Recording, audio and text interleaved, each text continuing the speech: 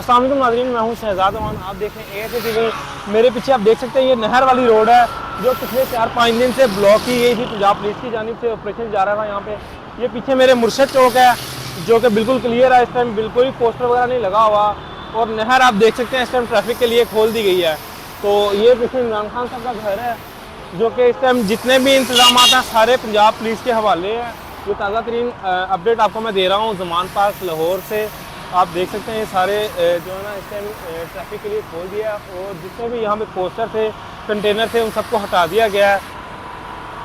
उन सब पोस्टर और कंटेनर वगैरह वगैरह को हटा दिया गया। जितने भी यहाँ पे रुकावटें थी उनको भी क्लियर कर दिया गया। इस टाइम सिर्फ और सिर्फ मीडिया की गाड़ियाँ यहाँ पे मौजूद हैं।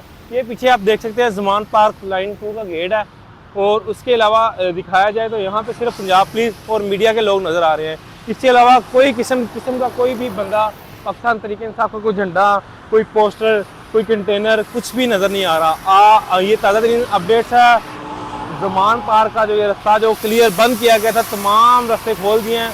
ये ट्रैफिक आपको पीछे जो नज़र आ रही है ये सारी जो है नहर वाली ट्रैफिक है।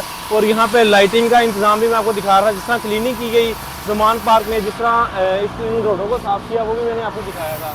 मज़ीद अपडेट के साथ मैं रोज़ लम्हा बलम्हा आपको ज़मान पार्क की अपडेट दिखाता रहूँगा। मेरे चैनल पे जो नए हैं चैनल को सब्सक्राइब कर दें, इस वीडियो को ज़्यादा शेयर कर दें और कमेंट बॉक्स में मुझे लाजमी बताइएगा। ये पीछे आप देख सकते हैं मुर्शद चौक जो है ना काफ़ी फेमस हो चुका था ज़मान पार्क में।